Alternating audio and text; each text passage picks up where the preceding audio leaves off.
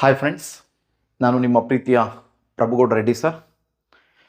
ಎಂದಿನಂತೆ ಇಂದು ಕೂಡ P B Reddy online ಕ್ಲಾಸ್ನಿಂದ ಭಾಳ ಜನ ವಿದ್ಯಾರ್ಥಿಗಳು ಕೇಳ್ತಾ ಇದ್ರಿ, ಸರ್ ನಮಗೆ ಕೆಮಿಸ್ಟ್ರಿ ಕ್ಲಾಸ್ ಯಾವಾಗ ಸ್ಟಾರ್ಟ್ ಮಾಡಿಕೊಡ್ತೀರಾ ಅಂತ.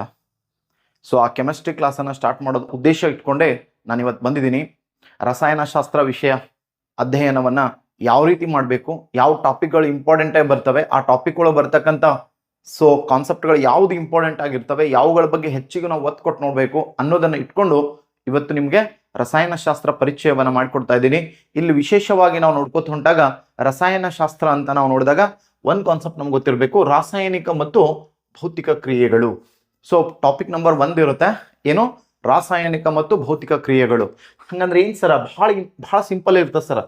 ರಾಸಾಯನಿಕ ಮತ್ತು ಭೌತಿಕ ಕ್ರಿಯೆಗಳು ಅಂತಂದಾಗ ಸೊ ಆ ಕ್ರಿಯೆಯಿಂದ ಆಗ್ತಕ್ಕಂಥ ಪರಿಣಾಮಗಳು ಬಹಳ ಇರ್ತವೆ, ಅವುಗಳನ್ನು ಕೂಡ ನಾವು ನೋಡ್ಕೋಬೇಕಾಗತ್ತೆ. ಸೊ ಈ 1ನೇ ಟಾಪಿಕ್ದಲ್ಲಿ ಏನು ಅಧ್ಯಯನ ಮಾಡ್ಬೇಕು ಇಂಪಾರ್ಟೆಂಟ್ ಅಂದ್ರೆ ಯಾವುದು ರಾಸಾಯನಿಕ ಮತ್ತು ಯಾವುದು ಭೌತಿಕ ಕ್ರಿಯೆಗಳು ಅಂತ ನಿಮ್ಗೆ ಗೊತ್ತಿರಬೇಕು. ಸೊ ಬೇಸಿಕ್ ಕಾನ್ಸೆಪ್ಟ್ಗಳು, ರಸಾಯನಶಾಸ್ತ್ರ ಅಂದ್ರೆ ಏನು ಅನ್ನೋದು ಇಟ್ಕೊಂಡು ಇಲ್ಲಿ ಎಲ್ಲ ಹೇಳ್ಕೊತ ಬರ್ತೀವಿ. ಸೊ ರಸಾಯನಶಾಸ್ತ್ರ ಅಂತಂದ್ರ ಯಾವುದೇ ಒಂದು ಕ್ರಿಯೆ ನಡೆದ ನಂತರ, ರಾಸಾಯನಿಕ ಕ್ರಿಯೆಗಳಿಗೆ ಮತ್ತು ಭೌತಿಕ ಕ್ರಿಯೆಗೆ ಉದಾಹರಣೆ ಹೇಳ್ತಾ ಇದ್ದೀನಿ. ಸೊ ಒಂದು ಐಡಿಯಾ ಕೊಡ್ತಾ ಇದ್ದೀನಿ ನಿಮಗೆ. ಯಾವುದೇ ಒಂದು ಕ್ರಿಯೆ ನಡೆದ ನಂತರ ಅಲ್ಲಿ ಏನಿರಬಾರ್ದು ಅಂತ ಕೇಳಿದ್ರೆ, ಸೊ ಒಂದು ಬದಲಾವಣೆ ಕಾಣಬೇಕು. ಏನ್ ಕಾಣ್ಬೇಕಂದ್ರ ಒಂದು ಬಣ್ಣ ಬದಲಾವಣೆ ಆಗ್ಬೇಕು ಸರ್. ಏನಾಗಬೇಕು? ಸೊ ಬಣ್ಣ ಬದಲಾವಣೆ. ಸೊ ಒಂದು ಬಣ್ಣ ಬದಲಾವಣೆ ಆಗ್ಬೇಕು. ಎರಡನೇದ್ದು ಏನಾಗಬೇಕು ಅಂತಂದ್ರ, ಸೊ ಎರಡನೇದ್ದು ಅದರ ಸ್ಮೆಲ್, ವಾಸನೆ ಬದಲಾವಣೆ ಆಗ್ಬೇಕು ಸರ್. ವಾಸನೆ ಬರ್ಬೇಕು, ಹೊಗೆ ಅಥವಾ ವಾಸನೆ, ಹೊಗೆ ಅಥವಾ ವಾಸನೆ ಬರ್ಬೇಕು. ಯಾವುದೇ ಒಂದು ಕ್ರಿಯೆ ನಡೆದ ನಂತರ ಬಣ್ಣ ಬದಲಾವಣೆ ಆಗಬೇಕು, ಹೊಗೆ ಅಥವಾ ವಾಸನೆ ಬರಬೇಕು. ಸೊ ಮೂರನೇದು ಏನ್ ಕಾನ್ಸೆಪ್ಟ್ ಅಂತ ಕೇಳಿದ್ರೆ, ಯಾವುದೇ ಒಂದು ಕ್ರಿಯೆ ನಡೆದ ನಂತರ ಅದು ಮೂಲ ರೂಪದಲ್ಲಿ ಮತ್ತೆ ಪಡೆಯಲು ಸಾಧ್ಯ ಇರಬಾರ್ದು ಸರ್. ಮೂಲ ರೂಪದಲ್ಲಿ ಪಡೆಯಲು ಸಾಧ್ಯವಿರಬಾರ್ದು. ಆ ಮೂಲ ರೂಪದಲ್ಲಿ ಪಡೆಯಲು ಸಾಧ್ಯ ಇಲ್ಲ ಅಂತಂದ್ರ ಅದನ್ನ ನಾವು ರಾಸಾಯನಿಕ ಕ್ರಿಯೆ ಅಂತ ಕರಿತೀವಿ. ಉದಾಹರಣೆಗೆ ಹೇಳ್ತೀನಿ ನೋಡ್ರಿ, ಮಂಜುಗಡ್ಡೆ, ನೀರು ಮಂಜುಗಡ್ಡೆ ಆಗುವುದು ಅಂತ ಕೇಳ್ತಾನೆ ಸರ್. ನೀರು ತಗೊಂಡು ನೀವು ಫ್ರೋಸ್ ಮಾಡಿದ್ರೆ ಅಂದ್ರ ಮಂಜುಗಡ್ಡೆ ಆಗತ್ತೆ. ಇದು ಯಾವ ಕ್ರಿಯೆ ಅಂತ ಕೇಳಿದ್ರೆ ಇದೊಂದು ಭೌತಿಕ ಕ್ರಿಯೆ ಸರ್. ಯಾಕಂದ್ರ ನೀರನ್ನ ಮತ್ತೆ ಹೀಟ್ ಮಾಡ್ರಿ, ಸೊ ಮಂಜುಗಡ್ಡೆಯನ್ನ ಮತ್ತೆ ಹೀಟ್ ಮಾಡ್ರಿ, ನೀರೇ ಆಗ್ತದ. ಈ ರೀತಿ ಮೊದಲ ಏನು ವಸ್ತು, ಮೂಲ ವಸ್ತು ಇತ್ತು ನೋಡ್ರಿ, ಒಂದು ಕ್ರಿಯೆ ನಡೆದ ನಂತರ ಮತ್ತೆ ಹೊಳ್ಳಿ ಅದನ್ನ ತೆಗಿಯಕ್ ಆಗ್ಬಾರ್ದು ಅಂತ ನೋಡ್ತೀವಿ. ಉದಾಹರಣೆಗೆ ನೋಡ್ರಿ, ನೀವು ಸಿಂಪಲ್ ಆಗಿ ಏನ್ ಮಾಡ್ತೀರಿ ಅಂತ ಕೇಳಿದ್ರೆ, ಸರ ಈ ತುಪ್ಪ ಮಾಡಿದ್ ನೋಡಿರ್ತೀರಿ, ಬೆಣ್ಣೆ. ಎಸ್, ಬೆಣ್ಣೆಯನ್ನ ಕಾಸ್ತೀರಿ ಸರ. ಬೆಣ್ಣೆ ಕಾಸ್ದಾಗ ಏನ್ ಸಿಗ್ತದ? ತುಪ್ಪ ಸಿಗ್ತದ. ಏನು? ತುಪ್ಪ. ಸೊ ಬೆಣ್ಣೆ ಕಾಸ್ತಾ ತುಪ್ಪ ಸಿಗುತ್ತೆ. ತುಪ್ಪ ತಗೊಂಡು ಮತ್ತೆ ಬೆಣ್ಣೆ ಮಾಡಕ್ಕಾಗತ್ತಾ? ಆಗಲ್ಲ ಸರ್. ಹಾಗಾಗಿ ಸೊ ಈ ಮೂಲ ಪ್ರಕ್ರಿಯೆ, ಒಂದು ಕ್ರಿಯೆ ನಡೆದ ನಂತರ ಅದನ್ನ ಮತ್ತೆ ಹೊಳ್ಳಿ ಪಡೆಯಕ್ ಸಾಧ್ಯ ಇಲ್ಲ ಅಂತಂದ್ರ ಅದನ್ನ ನಾವೇನ್ ಕರಿತೀವಿ? ರಾಸಾಯನಿಕ ಕ್ರಿಯೆ ಅಂತ ಕರಿತೀವಿ. ಯಾವುದು ಮತ್ತೆ ಹೊಳ್ಳಿ ಪಡೆಯಕ್ ಸಾಧ್ಯ ನೋಡ್ರಿ, ಇಲ್ಲಿ ನೀರು ಇತ್ತು, ಏನಿತ್ತು? ನೀರು ಇತ್ತು. ಅದನ್ನ ಮಂಜುಗಡ್ಡೆ ಮಾಡಿದೆ, ಮಂಜುಗಡ್ಡೆಯನ್ನ ಮತ್ತೆ ಉಷ್ಣ ಮಾಡಿದೆ, ಮತ್ತೇನಾಯ್ತು? ಅದು ನೀರೇ ಆಗಿ ಪರಿವರ್ತನೆ ಆಯ್ತು ಅಂತ ನೋಡ್ತೀವಿ. ಇಲ್ಲಿ ಯಾವ್ದಾರ ರೂಪ ಚೇಂಜ್ ಆಯ್ತಾ? ಇಲ್ಲ. ಹಾಗಾಗಿ ಅದನ್ನ ಭೌತಿಕ ಕ್ರಿಯೆ. ಸೊ ಬೆಣ್ಣೆ ಇದ್ದದ್ದು ತುಪ್ಪ, ಕಾಸಿದಾಗ ತುಪ್ಪ ಆಗುತ್ತೆ, ಸ್ಮೆಲ್ ಬರುತ್ತೆ ನೋಡಿ ತುಪ್ಪ ಆದಾಗ. ಎಸ್ ಸರ್, ಕಲರ್ ಚೇಂಜ್ ಆಗುತ್ತೆ, ತುಪ್ಪ ಬರುತ್ತೆ ಅಂದ್ರೆ ಸ್ಮೆಲ್ ಬರುತ್ತೆ, ಅದ್ರ ಜೊತೆಗೆ ರೂಪ ಪರಿವರ್ತನೆ ಆಗ್ತದೆ ಸರ್. ಮತ್ತೆ ತುಪ್ಪ ತಗೊಂಡು ಬೆಣ್ಣೆ ಮಾಡಕ್ ಸಾಧ್ಯ ಇಲ್ಲ. ಸೊ ಎಣ್ಣೆ ಹೆರುವುದು ಅಂತ ಕೇಳ್ತಾನೆ. ಎಣ್ಣೆ ಹೆರ್ತದ ನೋಡ್ರಿ. ಸೊ ಚಳಿಗಾಲದಾಗ ಎಣ್ಣೆ, ತಲೆಗೆ ಹಚ್ಕೊಳ್ಳೋ ಎಣ್ಣೆ ಹೆತ್ತಿರ್ತದ. ಸೊ ಅದನ್ನ ಬಿಸಿ ಮಾಡಿದಾಗ ಮತ್ತೆ ಎಣ್ಣೆ ಆಗ್ತದೆ ಸರ್, ಆಳಸಾಗ್ತದೆ, ದ್ರವ ರೂಪಕ್ಕೆ ಬರುತ್ತೆ, ಮತ್ತೆ ತಂಪು ಮಾಡಿದಾಗ ಮತ್ತೆ ಹೆರ್ತದ ಸರ್. ಸೊ ಇಲ್ಲಿ ಸಿಂಪಲ್ ಆಗಿ ಅದು ಭೌತಿಕ ಕ್ರಿಯೆ ಆಗತ್ತೆ. ನೀರು ಆವಿ ಆಗೋದು, ಆವಿ ಮತ್ತೆ ಮೇಲೋಗಿ ಮೋಡ ಆಗೋದು, ಮೋಡ ಮಳೆ ಆಗೋದು, ಇದು ಭೌತಿಕ ಕ್ರಿಯೆ ಸರ್, ರಾಸಾಯನಿಕ ಕ್ರಿಯೆ ಅಲ್ಲ. ಸಿಂಪಲ್ ಕಾನ್ಸೆಪ್ಟ್ ನಿಮ್ಗೆ ಗೊತ್ತಿರಬೇಕು ಅಂತ ನೋಡ್ತೀವಿ. ಕಟ್ಟಿಗೆ ಸುಡುವುದು, ಕಟ್ಟಿಗೆ ಸುಟ್ಟರು ಬೂದಿ ಸಿಗ್ತದೆ ಸರ್. ಬೂದಿ ತಗೊಂಡು ಕಟ್ಟಿಗೆ ಮಾಡಕ್ ಸಾಧ್ಯನಾ? ಇಲ್ಲ. ದೀಪ ಉರಿಯುವುದು, ಮೇಣ ಉರಿಯುವುದು ಅಂತ ಕೇಳ್ತಾನ, ಅವೆಲ್ಲ ರಾಸಾಯನಿಕ ಕ್ರಿಯೆಗಳಾಗ್ತವ, ಹೊಗೆ ಬಿಡ್ತಾವ ನೋಡ್ರಿ. ಸೊ ಯಾವುದೇ ಒಂದು ಕ್ರಿಯೆ ನಡೆದ ನಂತರ ಸ್ಮೆಲ್ ಬರಬೇಕು ಅಥವಾ ಹೊಗೆ ಬರಬೇಕು. ಸೊ ಅದು ಬಂತು ಅಂತಂದ್ರ ಏನಾಗ್ತದ? ಅದು ರಾಸಾಯನಿಕ ಕ್ರಿಯೆ ಆಗಿರುತ್ತೆ. ಇನ್ ಬಣ್ಣ ಬದಲಾವಣೆ ಆಗೋದು, ಉದಾಹರಣೆಗೆ ಸಿಂಪಲ್ ನೋಡ್ಕೋರಿ, ಆಪಲ್ ನ ಕಟ್ ಮಾಡ್ರಿ ಸರ್. ಆಪಲ್ ಕಟ್ ಮಾಡಿದಾಗ ಅದ್ರ ಮೇಲೆ ಏನ್ ಬರ್ತದ? ಸೊ ಕಂದು ಬಣ್ಣ ತರ ಒಂಥರ ಕಲರ್ ಬರ್ತಲ್ಲ. ಎಸ್, ಅದ್ರೊಳಗಿನ ಫೆರಸ್ ಅಂಶ ಮೇಲೆ ಬರ್ತದ ಸರ್, ಕಬ್ಬಿಣಾಂಶ ಮೇಲೆ ಬರ್ತದ. ಅಥವಾ ಬೆಳ್ಳುಳ್ಳಿಯನ್ನು ಹಿಂಗ್ ಚೂಟಿದಾಗ ಸ್ಮೆಲ್ ಬರುತ್ತೆ ನೋಡ್ರಿ, ಅದೆಲ್ಲ ಯಾವುದು ಬಣ್ಣ ಬದಲಾವಣೆ ಆಗ್ತದೆ ಸರ್. ಇಲ್ಲಿ ಸಿಂಪಲ್ ಆಗಿ ನೋಡ್ಕೋರಿ, ಬಣ್ಣ ಬದಲಾವಣೆ ಅಂದಾಗ ಇನ್ನೊಂದು ಲಿಟ್ಮಸ್ ಕಾಗದ ಅಂತ ಬರ್ತಾವ ಸರ್. ಲಿಟ್ಮಸ್ ಕಾಗದ, ನೀಲಿ ಲಿಟ್ಮಸ್ ಕಾಗದವನ್ನು ಆಮ್ಲಗಳಲ್ಲಿ ಎದ್ದಿದಾಗ ಸೊ ಕೆಂಪು ಬಣ್ಣವು ಮತ್ತೆ ಕೆಂಪು ಬಣ್ಣದ ಲಿಟ್ಮಸ್ ಕಾಗದವನ್ನ ಪ್ರತ್ಯಾಮ್ಲಗಳಲ್ಲಿ ಎದ್ದಿದಾಗ ಏನಾಗ್ತದ ನೀಲಿ ಬಣ್ಣಕ್ಕೆ ಬರುತ್ತೆ. ಸೊ ಈ ಬಣ್ಣ ಬದಲಾವಣೆ ಆಗೋದು ಕೂಡ ಎಂತ ಕ್ರಿಯೆ ಅಂತಂದ್ರ ರಾಸಾಯನಿಕ ಕ್ರಿಯೆ. ಸೊ ಕೆಲವು ರಾಸಾಯನಿಕ ಪ್ರಕ್ರಿಯೆಗಳ ಮೂಲಕ ಸಾಕಷ್ಟು ಅಂಶಗಳು ಹೊರಬರ್ತಿರ್ತಾವ. ಅದರಲ್ಲಿ ಒಂದು ಉಷ್ಣ ಕೂಡ ಬಿಡುಗಡೆ ಆಗತ್ತೆ. ಏನಾಗತ್ತೆ? ಉಷ್ಣ ಕೂಡ ಬಿಡುಗಡೆ ಆಗತ್ತೆ. ಆ ಉಷ್ಣ ಹೆಂಗ್ ಬಿಡುಗಡೆ ಆಗತ್ತೆ ಅಂದ್ರೆ ಒಂದು ಬಹಿರೋಷ್ಣ, ಒಂದು ಅಂತರೋಷ್ಣ ಅಂತ ಕರಿತೀವಿ ಸರ್. ಬಹಿರೋಷ್ಣ ಅಂತಂದ್ರ ಸೊ ಉಷ್ಣವನ್ನ ಹೊರಗೆ ಬಿಡುತ್ತವ ಸರ್. ಉಷ್ಣವನ್ನ ಏನ್ ಮಾಡ್ತಾವ, ಒಂದು ರಾಸಾಯನಿಕ ಕ್ರಿಯೆ ನಂತರ ಹೊರಗೆ ಬಿಡುತ್ತೆ. ಆ ಉಷ್ಣವನ್ನ ಹೊರಗೆ ಬಿಡ್ತು ಅಂತಂದ್ರ ಸೊ ಅದನ್ನ ನಾವೇನ್ ಕರಿತೀವಿ, ಬಹಿರೋಷ್ಣ ಕ್ರಿಯೆ ಅಂತ ಕರಿತೀವಿ. ಉದಾಹರಣೆಗೆ ಒಂದಿಷ್ಟು ಸುಣ್ಣ ತಗೊಂಡು ನೀರಾಗ ಹಾಕ್ರಿ ಸರ್. ನೀರಾಗ ಕೈಲೆ ಕಲ್ಸಕ್ ಆಗ್ತದೆ ನೋಡ್ರಿ? ಆಗಲ್ಲ. ಕೈಲೆ ಕಲಿಸ್ಬಿಟ್ರೆ ಕೈಗೆ ಏನಾಗ್ತದೆ, ಗುಳ್ಳಿ ಬಂದ್ಬಿಡ್ತಾವ ಸರ್. ಆ ಸುಣ್ಣ ಕಲಸಿ ನೀರ್ ಹಾಕಿ, ನೀರೊಳಗೆ ಸುಣ್ಣ ಹಾಕಿ ಕಲಸಿದ ನಂತರ ನೀರ್ ಹಿಡಿದು ನೋಡ್ರಿ ಸರ್, ಏನಾಗ್ತದ? ಸೊ ನೀರ್ ಹಿಡಿದು ನೋಡಿದಾಗ ಅಗದಿ ಏನಿರ್ತದೋ, ಎಸ್ ಬಹಳ ಏನಿರ್ತದಂದ್ರ ಈ ಬಿಸಿ ಇರ್ತದ ಅಂತ ನೋಡ್ತೀವಿ. ಯಾಕೆ ಸರ್ ಅಷ್ಟು ಬಿಸಿ ಆಗ್ತದ ಅಂತ ಕೇಳಿದ್ರೆ ಅಲ್ಲಿ ಉಷ್ಣ ಬಿಡುಗಡೆ ಆಗತ್ತೆ. ಅದೇ ಒಂದು ಕೆಲಸ ಮಾಡ್ರಿ, ಮನೆ ಪಾನಕ ಮಾಡ್ತಿರ್ತಾರ ನೋಡಿರ್ಬೇಕು ಸರ್. ಎಸ್ ಪಾನಕ ಮಾಡ್ತಿರ್ತಾರಲ್ಲ, ಸೊ ನಿಂಬೆ ಹುಳಿ ಅದು ಹಾಕಿ, ಸಕ್ಕರೆ ಹಾಕಿ, ಉಪ್ಪು ಹಾಕಿ ಹಿಂಗೆ ಕಲಿಸ್ತಾರ ಸರ್. ಹೌದಾ? ಪಾನಕ ಮಾಡ್ತಾರ ನೋಡ್ರಿ. ಮೊದಲು ನೀರು ಸ್ವಲ್ಪ ಗರಮ ಇರ್ತಾವ, ಅಷ್ಟು ಕೋಲ್ಡ್ ಇರಲ್ಲ. ಅವು ಎಲ್ಲ ಮಿಕ್ಸ್ ಮಾಡಿದಾಗ ನೋಡ್ರಿ ತಣ್ಣಗೆ ಅನಿಸ್ತದ. ಸೊ ಇನ್ನೊಂದು ಸಿಂಪಲ್ ಥಿಂಗ್ಸ್ ಹೇಳ್ತೀನಿ ನೋಡ್ರಿ. ನಿಮ್ಮ ಸಕ್ರೆ ಪೌಡ್ರ್ ತೋರಿ ಸರ್, ಒಂದಿಷ್ಟ ಸಕ್ರೆ ಪೌಡ್ರ್ ತೋರಿ, ಬ್ಯಾಗ್ ಇಟ್ಕೋರಿ. ಅಥವಾ ORS ತೋರಿ, ಬ್ಯಾಗ್ ಇಟ್ಕೋರಿ. ತಣ್ಣನೆ ಅನುಭವ ಆಗ್ತದೆ ಸರ್.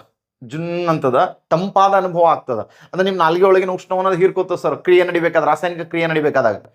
ಅದೇ ಒಂದಿಷ್ಟೇ ಸಾಬಾನ್ ಪೌಡ್ರ್ ತೊಗೊಂಡು ಇಟ್ಕೋರಿ ನಾವು, ಅಥವಾ ಸುಣ್ಣ ಎಲಿಗೆ ಹಚ್ಕೊಂಡು ಸುಣ್ಣ ತಿಂತಿರ್ತೀವಿ ನೋಡ್ರಿ. ಸ್ವಲ್ಪ ಸುಣ್ಣ ಹೆಚ್ಚಾಯ್ತಾ ನಾಲ್ಗೆಲ್ಲ ಸುಟ್ಟೋಗಿರ್ತದೆ ನೋಡ್ರಿ. ಆ ಉಷ್ಣವನ್ನು ಹೊರಗೆ ಹಾಕ್ತು, ಅದು ಬಹಿರುಷ್ಣ. ಉಷ್ಣವನ್ನ ಒಳಗೆ ತೊಗೊಂಡು ತಂಪಾಯ್ತು, ಅದು ಅಂತರುಷ್ಣ ಅಂತ ಕರಿತೀವಿ. ಒಂದು ರಾಸಾಯನಿಕ ಕ್ರಿಯೆ ನಡೆದ ನಂತರ ಸೊ ಅಲ್ಲಿ ಏನಾಗ್ತದ, ತಂಪಾಯ್ತು ಅಂತಂದ್ರ ಅದ್ರ ಅಂತರುಷ್ಣ. ಇಂಥ ಸಾಕಷ್ಟು ಪ್ರಕ್ರಿಯೆಗಳು ಏನಾಗ್ತವ, ರಾಸಾಯನಿಕ ಕ್ರಿಯೆ ಬದಲಾವಣೆಗಳಿಂದ ಕಂಡು ಬರ್ತಾವ. ಅವುಗಳ ಬಗ್ಗೆ ಇನ್ ಡೀಟೇಲ್ ಆಗಿ ನಾವು ಈ ಟಾಪಿಕ್ ಅಲ್ಲಿ ನೋಡ್ಕೋತೀವಿ ಅಂತ ನೋಡ್ತೀವಿ sir. Okay, so basic concept ಇಟ್ಕೊಂಡು ಎಲ್ಲಾನು ಈ ಟಾಪಿಕ್ ಅಲ್ಲಿ ನೋಡ್ತೀವಿ. ಭೌತಿಕ ಕ್ರಿಯೆಗಳು, ಸೊ ಅವುಗಳು ಇವುಗಳ ನಡುವೆ ಡಿಫ್ರೆನ್ಸಸ್ ಅನ್ನ ನಾವು ಇಲ್ಲಿ ಸಿಂಪಲ್ ಆಗಿ 3 ವರ್ಡ್ನಾಗ ನಾನು ತಿಳಿಸ್ಕೊಟ್ಟೆ. ಹಿಂಗೆ ಸಾಕಷ್ಟು ಟ್ರಿಕ್ಸ್ ಗಳ ಮೂಲಕ ಏನಂದ್ರೆ ಈ ಟಾಪಿಕ್ ಗಳನ್ನ ನಾವು ತಿಳ್ಕೊತ ಹೋಗೋಣ ಅಂತ. ಸುಮ್ಮನೆ ಬ್ಲ್ಯಾಂಡ್ ಆಗಿ ಓದೋದಲ್ಲ ಸರ್. ರಸಾಯನಶಾಸ್ತ್ರ ಎಲ್ಲರಿಗೂ ಬ್ಯಾಸರ್ ಸರ್. ಅದ್ರ ಪ್ರಶ್ನೆಗಳು PSIಗೆ ಜಾಸ್ತಿ ಬರ್ತವೆ. ಅದಕ್ಕೆ ನಾವೇನ್ ಮಾಡ್ಬೇಕು, ಸೊ ಸ್ವಲ್ಪ ಕೇರ್ಫುಲ್ ಆಗಿ ಓದ್ಬೇಕು. ಬಹಳ ಬೋರ್ ಮಾಡ್ಕೊಳ್ಳೋದಲ್ಲ ಸರ್ ಈ ಸಬ್ಜೆಕ್ಟು. ಇಂಟ್ರೆಸ್ಟ್ ಇಂದ ಕಲಿಬೇಕು. ದಿನ ಒಂದು ನಮ್ ಜೊತೆನೆ ಏನೇನ್ ಪ್ರಕ್ರಿಯೆ ನಡೀತಿರ್ತಾವ ನೋಡ್ರಿ, ಅವುಗಳನ್ನೇ ನಾವು ಅಧ್ಯಯನ ಮಾಡಿದ್ರೆ ಸಾಕು. ಸೊ ಜಾಸ್ತಿ ದೂರಕ್ಕೆ ಹೋಗೋ ಅವಶ್ಯಕತೆನೇ ಇರಲ್ಲ ಸರ್ ರಸಾಯನಶಾಸ್ತ್ರದಲ್ಲಿ. ಓಕೆ, ಇನ್ ನೆಕ್ಸ್ಟ್ ಬನ್ನಿ, ಅಣು ಮತ್ತು ಪರಮಾಣು ಅಂತ ನೋಡ್ತೇವೆ ಸರ್. ಸೊ ಇಲ್ಲಿ ಮಾಲಿಕ್ಯೂಲ್ಸ್ ಅಂಡ್ ಅಟಾಮ್ಸ್ ಅಂತ ಕರಿತೀವಿ. ಇಲ್ಲಿ ಕೆಮಿಕಲ್ ಅಂಡ್ ಫಿಸಿಕಲ್ ಚೇಂಜಸ್ ಅಂತ ನೋಡಿದೆವು. ಇಲ್ಲಿ ಮಾಲಿಕ್ಯೂಲ್ಸ್ ಅಂಡ್ ಅಟಾಮ್ಸ್. ಸೊ ಹಲವಾರು ಪರಮಾಣುಗಳು ಸೇರಿ ಅಣುಗಳಾಗ್ತವ. ಈ ಜಗತ್ತಿನಲ್ಲಿರೋ ಪ್ರತಿಯೊಂದು ವಸ್ತುಗಳು ಎದರಿಂದ ಮಾಡಲ್ಪಟ್ಟಿವೆ ಅಂದ್ರೆ ಅಣುಗಳಿಂದ ಮಾಡಲ್ಪಟ್ಟಿವೆ. ಅಣುಗಳ ಮೂಲ ಘಟಕ ಪರಮಾಣು ಆಗಿರುತ್ತದೆ. ನಮ್ಗೆ ಗೊತ್ತಿರಲಿ, ಇಡೀ ಭೂಮಿ ಮೇಲೆ ಎಷ್ಟು ಧಾತುಗಳು ಅದಾವ ಅಂತ ಹೇಳ್ತೀವಿ ನೋಡ್ರಿ. ಟೋಟಲ್ ಆಗಿ 118 ಧಾತುಗಳನ್ನ ನಾವು ಏನ್ ಮಾಡಿದೀವಿ, ನೇಮ್ಡ್ ಮಾಡಿದೀವಿ, ಗುರುತಿಸಿದೀವಿ ಅಂತ ನೋಡ್ತೀವಿ ಸರ್. 118 ಧಾತುಗಳಿವೆ. ಅವುಗಳಿಂದನೇ ಇಡೀ ಜಗತ್ತಿನಲ್ಲಿರುವ ಎಲ್ಲ ವಸ್ತುಗಳು ಮಾಡಲ್ಪಟ್ಟಿವೆ. ನಮ್ಮ ಭೂಮಿಯ ಮೇಲಿನ ಎಲ್ಲ ವಸ್ತುಗಳು ಮಾಡಲ್ಪಟ್ಟಿರೋದೇ ಈ 118 ಪರಮಾಣುಗಳಿಂದ ಅಥವಾ ಈ ಒಂದು ಅಟಾಮ್ಸ್ ನಿಂದ ಅಂತ ನೋಡ್ತೀವಿ ಸರ್, ಅಣುಗಳಿಂದ ಅಂತ ನೋಡ್ತೀವಿ. Concept is clear. ಪರಮಾಣು. ಸೊ ಅದಾದ್ಮೇಲೆ ಪರಮಾಣು ಮತ್ತು ಅಣುವು ವ್ಯತ್ಯಾಸಗಳೇನು, ಸೊ ಅದನ್ನು ಗುರುತಿಸಿದವರು ಯಾರು, ಇದು ಅಣು ಅಥವಾ ಇದು ಪರಮಾಣು ಅಂತ ಗುರುತಿಸಿದವರು ಯಾರು, ಸೊ ಅದರಿಂದ ನಮಗೆ ಯಾವ ರೀತಿ ಅದಕ್ಕೆ ಹೆಸರು ಕೊಟ್ಟೆವು, ಪರಮಾಣುಗೆ ಯಾವ ರೀತಿ ಹೆಸರು ಕೊಟ್ಟೆವು, ಸೊ ಪರಮಾಣು ಸಂಕೇತಗಳನ್ನ ಯಾವ ರೀತಿ ನೀಡಿದೆವು, ಅವುಗಳನ್ನೆಲ್ಲ ಈ ಕಾನ್ಸೆಪ್ಟ್ ಅಲ್ಲಿ ನೋಡ್ಕೊತ ಹೋಗ್ತೀವಿ. ಉದಾಹರಣೆಗೆ ಹೈಡ್ರೋಜನ್ ಅಂದ್ರೆ H ಅಂತ ಕರಿತೀವಿ, ಹೀಲಿಯಂ ಅಂದ್ರೆ HE ಅಂತ ಕರಿತೀವಿ. ಸೊ ಈ ರೀತಿ ಹೆಸರು ಕೊಡ್ತೀವಿ ಸರ್. ಜೊತೆಗೆ ಏನಂತಂದ್ರೆ ಅಲ್ಲಿ ಸಾಕಷ್ಟು ಚಿತ್ರ ರೂಪದಲ್ಲಿ ಹೆಸರು ಕೊಡ್ಲಿಕ್ಕೆ ಪ್ರಯತ್ನ ಮಾಡಿದ್ರು. ಸೊ ಪರಮಾಣು ಕಂಡಿಡಿದವನು ಜಾನ್ ಡಾಲ್ಟನ್ ಅಂತ ನೋಡ್ತೀವಿ, ಅವ್ರು ಯಾವ ರೀತಿ ಇದು ಮಾಡಿದ್ರು. ಅಥವಾ ಸಂಕೇತ ನೀಡಿದವನು ಜಾನ್ ಬರ್ಜಿಲಿಯಸ್ ಅಂತ ನೋಡ್ತೀವಿ ಇಂಗ್ಲಿಷ್ ವರ್ಣಮಾಲೆಯಲ್ಲಿ. ಅದಕ್ಕಿಂತ ಮುಂಚೆ ಅದಕ್ಕೆ ಯಾವ ರೀತಿ ಹೆಸರು ಕೊಡಕ್ ಟ್ರೈ ಮಾಡಿದ್ರು. ಸೊ ಇಲ್ಲಿ ವಿಶೇಷವಾಗಿ ನಾವು ನೋಡ್ತೀವಿ, ಪರಮಾಣು ಅಂದಾಗ ಆ ಪರಮಾಣುವಿನ ರಾಶಿ ಸಂಖ್ಯೆ, ಆ ಪರಮಾಣುವಿನ ಏನಂದ್ರ ರಾಶಿ ಸಂಖ್ಯೆ ಮತ್ತು ಪರಮಾಣು ಸಂಖ್ಯೆ ಅಂತ ನೋಡ್ತೀವಿ sir. Atomic number and atomic mass number, ಅವೆಲ್ಲವನ್ನ ಈ ಟಾಪಿಕ್ ಅಲ್ಲಿ, ಈ ಕಾನ್ಸೆಪ್ಟ್ ಅಲ್ಲಿ ತಿಳ್ಕೊಂಡು ಹೋಗ್ತೀವಿ ಅಂತ ನೋಡ್ತೀವಿ. ಅವುಗಳನ್ನ ಇಟ್ಕೊಂಡೆ ಬೇಸ್ ಇಟ್ಕೊಂಡು ಏನ್ ಮಾಡ್ತಾರ, ಆವರ್ತ ಕೋಷ್ಟಕಗಳ ರಚನೆ ನಡೀತದ, ಪಿರಿಯಾಡಿಕ್ ಟೇಬಲ್ ನಡೀತದ ಸರ್. ಆ ಪಿರಿಯಾಡಿಕ್ ಟೇಬಲ್ ನ ಡೆವಲಪ್ಮೆಂಟ್ ಹೆಂಗಾಯ್ತು, ಡೋಬ್ರೈನ್ ಕಾಲದಲ್ಲಿ ಯಾವ ರೀತಿ ಬಂತ, ನ್ಯೂಲ್ಯಾಂಡ್ ನ ಕಾಲದಲ್ಲಿ ಯಾವ ರೀತಿ ಡೆವಲಪ್ಮೆಂಟ್ ಆಯ್ತು, ಆಮೇಲೆ ಸೊ ಮೆಂಡ್ಲಿಯನ್ ಕಾಲದಲ್ಲಿ ಯಾವ ರೀತಿ ಆಯ್ತಾ. ಸೊ ಆನಂತರದಲ್ಲಿ ಏನಂತಂದ್ರೆ ಈ ಒಂದು ಆಧುನಿಕ ಆವರ್ತ ಕೋಷ್ಟಕದ ಪಿತಾಮಹ ಅಂತ ಕರಿತೀವಿ. ಇಂಗ್ಲೆಂಡ್ ದೇಶದ ಮೋಸ್ಟ್ಲಿ ಅವರನ್ನ. ಸೊ ಅವ್ರು ಯಾವ ರೀತಿ ಈ ಒಂದು ಆವರ್ತ ಕೋಷ್ಟಕವನ್ನ ಡೆವಲಪ್ಮೆಂಟ್ ಮಾಡಿದ್ರು, ಮತ್ತೆ ಈ ಒಂದು ಪಿರಿಯಾಡಿಕ್ ಟೇಬಲ್ಗಳ ನಡುವೆ ವ್ಯತ್ಯಾಸ ಏನಿರ್ತವೆ, ಅಲ್ಲಿರ್ತಕ್ಕಂಥ ಕಂಬ ಸಾಲು ಅಂದ್ರೆ ಏನು, ಅಡ್ಡ ಸಾಲುಗಳಂದ್ರೆ ಏನು, ಯಾವುದು ಆಧಾರ ಇಟ್ಕೊಂಡು ಕಿಶಂದ್ರ ಈ 18 ಗುಂಪು ಮತ್ತು ಸೊ 7 ಆವರ್ತಗಳನ್ನಾಗಿ ಮಾಡಿದ್ರು. ಈ ಪ್ರತಿಯೊಂದು ಕಾನ್ಸೆಪ್ಟ್ ಅನ್ನು ಕೂಡ ಈ ಆವರ್ತ ಕೋಷ್ಟಕದ 1ನೇ ಸಾಲಿನ ಧಾತುಗಳಿಗೆ ಏನ್ ಕರಿತೀವಿ, 2ನೇ ಸಾಲಿನ ಧಾತು 17, 18. ಸೊ ಈ ಪ್ರತಿಯೊಂದು ಕಂಬ ಸಾಲುಗಳ ನಡುವಿನ ವ್ಯತ್ಯಾಸಗಳಿವೆ. ಅದ್ರ ಜೊತೆಗೆ ಆಧುನಿಕ ಪಿರಿಯಾಡಿಕ್ ಟೇಬಲ್ ಅಲ್ಲಿ ಏನ್ ಮಾಡ್ತಾರ, ಸೊ ಡಿ ಬ್ಲಾಕ್ ಅಲ್ಲಿ ಇರ್ತಕ್ಕಂಥ ಕೆಲವುಗಳನ್ನ ಅಂತರ್ ಸಂಕ್ರಮಣ ಲೋಹಗಳನ್ನ ಕೆಳಗಿಟ್ಕೊಂಡಿವಿ ಸರ್. ಎಫ್ ಬ್ಲಾಕ್ ಮಾಡಿದೀವಿ, SDPF ಅಂತ ಕರಿತೀವಿ. ಸೊ ಆ ಬ್ಲಾಕ್ ಗಳನ್ನ ಮಾಡ್ಕೊಂಡಿದೀವಿ. ಆ ಬ್ಲಾಕ್ ಗಳಲ್ಲಿ ಎಫ್ ಬ್ಲಾಕ್ ನ ವಿಶೇಷತೆ ಏನಿದೆ, ಯಾಕೆ ಅದನ್ನ ಕೆಳಗಿಟ್ಟೆವು, ಯಾಕಂದ್ರೆ ಎಲ್ಲವುಗಳಲ್ಲಿ ಕಂಬ ಸಾಲುಗಳಲ್ಲಿ ವ್ಯತ್ಯಾಸ ಇದ್ರೆ ಅಂದ್ರೆ ಸಿಮಿಲಾರಿಟಿ ಇದ್ರೆ ಅದರ ಅಡ್ಡ ಸಾಲಿನಲ್ಲಿ ಸಿಮಿಲಾರಿಟಿ ಇತ್ತು. ಹಾಗಾಗಿ ಲಾಂತನಿಯಂ ಮತ್ತು ಆಕ್ಟಾನಿಯಂ ಅಂತಕ್ಕಂಥ 2 ಶ್ರೇಣಿಗಳನ್ನ ನಾವೇನ್ ಮಾಡಿದ್ವು, ಕೆಳಗಡೆ ಇಟ್ಕೊಂಡಿದೀವಿ. ಮತ್ತೆ ಆವರ್ತ ಕೋಷ್ಟಕದಲ್ಲಿರುವ ಧಾತುಗಳ ಪರಿಚಯವನ್ನ ಮಾಡಿಕೊಡೋದು. ಸೊ ಉದಾಹರಣೆಗೆ 14ನೇ ಗುಂಪಿನ ಧಾತುಗಳು ಅಂತಂದ್ರ ಲೋಹಬ್ಸ್ಗಳು ಅಂತ ಕರಿತಿರ್ತೀವಿ ನೋಡ್ರಿ, ಕಾರ್ಬನ್ ಕುಟುಂಬ ಅಂತ ಕರಿತೀವಿ. ಸೊ 17ನೇ ಗುಂಪಿನ ಧಾತುಗಳು ಅಂತ ಕರಿತೀವಿ. ಆ 17ನೇ ಗುಂಪಿನ ಧಾತುಗಳನ್ನ ನಾವು ಏನಂತ ಕರಿತೀವಿ ಅಂತಂದ್ರ ವಿಶೇಷವಾಗಿ ಗೊತ್ತಿರಲಿ, ಹ್ಯಾಲೋಜನ್ ಧಾತುಗಳು ಅಂತ ಕರಿತೀವಿ. ಅತಿ ಆಕ್ಟಿವ್ ಆಗಿರ್ತಕ್ಕಂಥ ಧಾತುಗಳು ಫ್ಲೋರಿನ್, ಕ್ಲೋರಿನ್, ಬ್ರೋಮಿನ್, ಅಯೋಡಿನ್, ಅಸ್ಪಡಿನ್ ಎಲ್ಲ ಇಲ್ಲಿ ಬರ್ತಾವ ಸರ್. ಅದಾದ ನಂತರ 18ನೇ ಗುಂಪಿನ ಧಾತುಗಳು ಅಂತ ಕರಿತೀವಿ, ಜಡಾನಿಲ ಧಾತುಗಳು ಅಂತ ಕರಿತೀವಿ. ಆ ಜಡಾನಿಲ ಧಾತುಗಳ ವಿಶೇಷತೆ ಏನು ಅಂತ ಕೇಳಿದ್ರೆ, ಸೊ ನಿಮ್ಗೆ ಗೊತ್ತಿರಲಿ ಯಾವ ಬರ್ತಾವ ಅಂದ್ರ ಹೀಲಿಯಂ, ನಿಯಾನ್, ಆರ್ಗಾನ್, ಕ್ರಿಪ್ಟಾನ್, ಕ್ಷನಾನ್ ಈ ರೀತಿ ಬರ್ತಾವ ಸರ್. ಈ ರೀತಿ ಬರ್ತಕ್ಕಂಥ ಕಾನ್ಸೆಪ್ಟ್ಗಳಲ್ಲಿ ಸೊ ಅತಿ ಬಳಕೆಯಲ್ಲಿ ಇರ್ತಕ್ಕಂಥದ್ದು ಯಾವುದು, ಯಾವ್ಯಾವುದನ್ನ ಎಲ್ಲೆಲ್ಲಿ ಬಳಕೆ ಮಾಡ್ತೀವಿ, ಅದರ ವಿಶೇಷತೆ ಏನು, 18ನೇ ಗುಂಪಿನ ಧಾತು ಇಂದು 0ನೇ ಗುಂಪಿನ ಧಾತು ಅಂತ ಯಾಕೆ ಕರಿತೀವಿ, ಅಷ್ಟಕ ಜೋಡಣಾ ಧಾತುಗಳು ಅಂತ ಯಾಕೆ ಕರಿತೀವಿ. ಸೊ ಪ್ರತಿಯೊಂದು ಕಾನ್ಸೆಪ್ಟ್ಗಳನ್ನು ಕೂಡ ನಾನು ಏನ್ ಮಾಡ್ತೀನಿ, ಈ ಟಾಪಿಕ್ ಅಲ್ಲಿ ವಿವರಣೆ ಕೊಡ್ತೀನಿ. ನನಗೆ ಈ ಟಾಪಿಕ್ 3 ಕ್ಲಾಸ್ ಬೇಕಾಗ್ತದೆ ಸರ್. ಯಾವುದು, ಪಿರಿಯಾಡಿಕ್ ಟೇಬಲ್ ಒಂದೇ. ಪಿರಿಯಾಡಿಕ್ ಟೇಬಲ್ ಅಲ್ಲಿ ಅತ್ಯಂತ ಹಗುರವಾದ ಧಾತು ಅಂತ ಕೇಳ್ತಾನೆ ಹೈಡ್ರೋಜನ್, ಅದರ ಭಾರವಾದ ಧಾತು ಆಸ್ಮಿಯಂ ಅಂತ ಬರುತ್ತೆ. ಹಗುರವಾದ ಲೋಹ ಅಂತ ಕೇಳ್ತಾನೆ ಲಿಥಿಯಂ ಅಂತ ಬರುತ್ತೆ. ಸೊ ನೀರಿನಲ್ಲಿ ಇಟ್ಟರು ಏನು ಕೊಠಡಿಯ ತಾಪಮಾನದಲ್ಲಿ ದ್ರವರೂಪದಲ್ಲಿರುವ ಲೋಹಗಳು ಅಂತ ಕೇಳ್ತಾನೆ ಪಾದರಸ ಮತ್ತು ಗಾಲಿಯಂ ಅಂತ ಬರುತ್ತೆ. ಅದೇ ರೀತಿಯಲ್ಲಿ ಸೊ ದ್ರವರೂಪದಲ್ಲಿರುವ ಅಲೋಹ ಅಂತ ಕೇಳ್ತಾನೆ ಬ್ರೋಮಿನ್ ಬರ್ತದ. ಸೊ ಈ ರೀತಿಯಾಗಿರ್ತಕ್ಕಂಥ ಕಾನ್ಸೆಪ್ಟ್ಗಳನ್ನ ನಮಗೆ ಕೇಳ್ಕೊತ ಹೋಗ್ತಾನೆ. ಆವರ್ತ ಕೋಷ್ಟಕದ ವಿಶೇಷತೆಯನ್ನು ಕುರಿತು ಕೇಳ್ತಾರೆ ಸರ್. ಆವರ್ತ ಕೋಷ್ಟಕದ ಅತ್ಯಂತ ಆಕ್ಟಿವ್ ಧಾತು ಯಾವುದು ಅಂತ ಕೇಳ್ತಾನೆ. ಫ್ಲೋರಿನ್ ಅಂತಕ್ಕಂಥದ್ದು ಅತ್ಯಂತ ಆಕ್ಟಿವ್ ಆಗಿರ್ತಕ್ಕಂಥ ಧಾತು ಅಂತ ನೋಡ್ತೀವಿ. ಸೊ ಇಂಥ ವಿಶೇಷತೆಗಳೇನಿವೆ ಆವರ್ತ ಕೋಷ್ಟಕದ ಮೇಲೆ ಜಸ್ಟ್ ನೋಡೋಣನೆ ತಿಳ್ಕೊಳ್ಳುವಂಥದ್ದು ಅಂತ ನೋಡ್ತೀವಿ. ಯಾವ 2 ಧಾತುಗಳನ್ನ ಅಥವಾ ಲೋಹಗಳನ್ನ ನಾವು ಏನ್ ಮಾಡ್ತೀವಿ, ಕೆರೋಸಿನ್ದಾಗ ಹಾಕಿಡ್ತೀವಿ ಅಂತ ಕೇಳ್ತಾನೆ ಸರ್. ಕೆರೋಸಿನ್ ಸೀಮೆ ಎಣ್ಣೆಯಲ್ಲಿ ಸಂಗ್ರಹಿಸಿಡುವ ಲೋಹಗಳು ಅಂತ ಕೇಳ್ತಾನೆ. ಸೋಡಿಯಂ ಮತ್ತು ಪೊಟ್ಯಾಷಿಯಂಗಳನ್ನ ನಾವೇನ್ ಮಾಡ್ತೀವಿ, ಸೀಮೆ ಎಣ್ಣೆಯಲ್ಲಿ ಸಂಗ್ರಹಿಸಿಡ್ತೀವಿ. ನೀರಿನಲ್ಲಿ ಸಂಗ್ರಹಿಸಿಡುವ ಲೋಹ ಯಾವುದು ಅಂತ ಕೇಳ್ತಾನೆ, ಅಥವಾ ಧಾತು ಯಾವುದು ಅಂತ ಕೇಳ್ತಾನೆ. ಯಾವುದನ್ನ ನಾವು ಇಲಿಪಾಷಾಣ ಅಥವಾ ಜಲಪಾಷಾಣ ಅಂತ ಕರಿತೀವಲ್ಲ, ಸೊ ಅದನ್ನ ನಾವು ಏನ್ ಮಾಡ್ತೀವಿ, ನೀರಿನಲ್ಲಿ ಸಂಗ್ರಹಣೆ ಮಾಡಿಡ್ತೀವಿ ಅಂತ ನೋಡ್ತೀವಿ. ಯಾವುದನ್ನ ನೋಡೋಣ ಹೇಳ್ರಿ, ಯಾವ ಒಂದು ಅಲೋಹವನ್ನ ನೀರಿನಲ್ಲಿ ಸಂಗ್ರಹ ಮಾಡಿಡ್ತೀವಿ ಅಂತಂದ್ರ ರಂಜಕವನ್ನ ಇಡ್ತೀವಿ ಅಂತ ನೋಡ್ತೀವಿ ಸರ್. ಯಾವುದನ್ನ, ರಂಜಕವನ್ನ ನಾವು ಇಲಿಪಾಷಾಣ ಅಂತ ಕರಿತೀವಿ ಸರ್. ಪಾಸ್ಪೇಟ್ ಅಂತ ಕರಿತೀವಿ ನೋಡ್ರಿ. ಸೊ ಆ ಪಾಸ್ಪೇಟ್ ಅಥವಾ ರಂಜಕವನ್ನ ನಾವೇನ್ ಮಾಡ್ತೀವಿ, ನೀರಿನಲ್ಲಿ ಸಂಗ್ರಹ ಮಾಡಿ ಇಡ್ತೀವಿ ಅಂತ ನೋಡ್ತೀವಿ. ಹಾಗಾಗಿ ಅದನ್ನ ಇಲಿಪಾಷಾಣ, ಇಲಿಗಳ ಸಾಯೊಡ್ಲಕ್ಕೆ ಬಳಸ್ತೀವಿ, ಇಲಿಪಾಷಾಣ ಅಂತ ಕರಿತೀವಿ, ಜಲಪಾಷಾಣ ಅಂತ ಕರಿತೀವಿ. ಈ ರೀತಿಯಾಗಿರ್ತಕ್ಕಂಥ ಬಹಳ ಇಂಪಾರ್ಟೆಂಟ್ ಆಗಿರ್ತಕ್ಕಂಥ ಕೆಲವು ಕಾನ್ಸೆಪ್ಟ್ಗಳಿವೆ. ಸೊ ಅವುಗಳನ್ನು ನಾವೇನ್ ಮಾಡೋಣ ನೋಡೋಣ. ಮತ್ತು ಆ ಆವರ್ತ ಕೋಷ್ಟಕದಲ್ಲಿ ಲೋಹಗಳ ಸಂಖ್ಯೆ ಎಷ್ಟು, ಅಲೋಹಗಳ ಸಂಖ್ಯೆ 22 ಅಲೋಹಗಳು ಬರ್ತಾವ ಸರ್. ಅದರಾಗ ಘನರೂಪದಲ್ಲಿರೋದು, ದ್ರವರೂಪದಲ್ಲಿರೋದು, ಅನಿಲ ರೂಪ 3 ಫಾರ್ಮ್ ಅಲ್ಲೂ ಕೂಡ ಅಲೋಹಗಳು ನಮಗೆ ದೊರಕಿ ಬರ್ತಾವ. ಸೊ ಪ್ರತಿಯೊಂದು ಕಾನ್ಸೆಪ್ಟ್ ಅನ್ನ ನಾವೇನ್ ಮಾಡೋಣ ಇಲ್ಲಿ ನೋಡ್ಕೋತಾ ಬರೋಣ ಅಂತ. ಸೊ ಓಕೆ, ಐ ಹೋಪ್ ಬಹಳ ಇದು ಟಾಪಿಕ್ ಅಂತ. ಸೊ ಇದು ಪರ್ಫೆಕ್ಟ್ ಆದ್ರಿ ಅಂದ್ರ ಮುಂದೆ ನಿಮ್ಗ ಈಸಿಯಾಗಿ ಹೋಗ್ತದೆ ಸರ್. ಇದೇ ಹೇಳಾಗೆ ಹೇಳ್ಬಿಡ್ತೀನಿ ಅಲೋಹ ಮತ್ತು ಲೋಹಗಳ ಪರಿಚಯವನ್ನ. ಸೊ ಇಲ್ಲಿ ವಿಶೇಷ ಆಗಿ ನಾನ್ ಮೆಟಲ್ಸ್ ಅಂಡ್ ಮೆಟಲ್ಸ್ ಅಂತ ಬರ್ತಾವ ಸರ್. ಯಾರು ನಾನ್ ಮೆಟಲ್ಸ್ ಮತ್ತು ಮೆಟಲ್ಸ್ ಗಳನ್ನ ತಿಳ್ಕೋತಿರೋ ಸೊ ಕಂಪ್ಲೀಟ್ ಆಗಿ ಅವ್ರಿಗೆ ಏನ್ ಗೊತ್ತಾಗ್ತದ, ಪಿರಿಯಾಡಿಕ್ ಟೇಬಲ್ ಕ್ಲಾಸ್ ಕರೆಕ್ಟ್ ಕಲ್ತ್ರೆ ಲೋಹ ಅಲೋಹಗಳ ಬಗ್ಗೆ ಕಲ್ಪನೆ ಬರ್ತದ. ಆವರ್ತ ಕೋಷ್ಟಕದಲ್ಲಿರೋದು ಕೇವಲ 22 ಅಲೋಹಗಳು ಅಷ್ಟೇ. ಎಷ್ಟು, 22 ಅಲೋಹಗಳು ಬಿಟ್ಟಂತೆ ಎಲ್ಲ ಲೋಹಗಳೇ ಬರ್ತಾವ ಸರ್. 22 ಅಲೋಹಗಳು ಅಂತ ಕರಿತೀವಿ. ಸೊ 11 ಅನಿಲ ರೂಪದಲ್ಲಿವೆ, 1 ದ್ರವ ರೂಪದಲ್ಲಿದೆ, 10 ಘನ ರೂಪದಲ್ಲಿ ಇರ್ತಕ್ಕಂಥ ಸೊ ಏನಿದಾವೆ ಅಲೋಹಗಳಿದಾವೆ. ಒಟ್ಟಾರೆ ಅಲೋಹಗಳ ಸಂಖ್ಯೆ ಇರೋದು ಕೇವಲ 22 ಅಂತ ನೋಡ್ತೇವೆ ಸರ್. ಕಾನ್ಸೆಪ್ಟ್ ಕ್ಲಿಯರ್ ಆಯ್ತು ಅನ್ಕೊಂಡಿನಿ. ಇನ್ನ ಅಲೋಹಗಳು ಲೋಹಗಳು ವ್ಯತ್ಯಾಸಗಳೇನದ ಸರ, ಯಾವುದು ಬಡದಾಗ ಉದ್ದನೆಯ ತಂತಿಯ ರೂಪವನ್ನು ಪಡ್ಕೊಳ್ಳುತ್ತೋ ತಾಂತತೆ, ಸೊ ಅದನ್ನ ಲೋಹ. ಯಾವುದು ಬಡೆದಾಗ ಅಗಲವಾದ ತಟ್ಟೆ ರೂಪವನ್ನು ಪಡೆದುಕೊಳ್ಳುತ್ತೋ ಅದನ್ನ ನಾವು ಏನ್ ಕರಿತೀವಿ? ಪತ್ರಶೀಲತ್ವ ಗುಣ ಅಂತ ಕರಿತೀವಿ. ಯಾವುದು ಈ ರೀತಿಯಾದ ಗುಣವನ್ನ ಹೊಂದಿರುತ್ತೋ ಅದನ್ನ ನಾವು ಲೋಹ ಅಂತ ಕರಿತೀವಿ. ಯಾವುದು ಹೊಳೆಯುತ್ತೋ, ಯಾವುದು ಎಲೆಕ್ಟ್ರಾನ್ಸ್ ಗಳನ್ನ ಬಿಟ್ಟು ಕೊಡುತ್ತೋ ಅವುಗಳನ್ನ ಲೋಹಗಳು ಅಂತ ಕರಿತೀವಿ.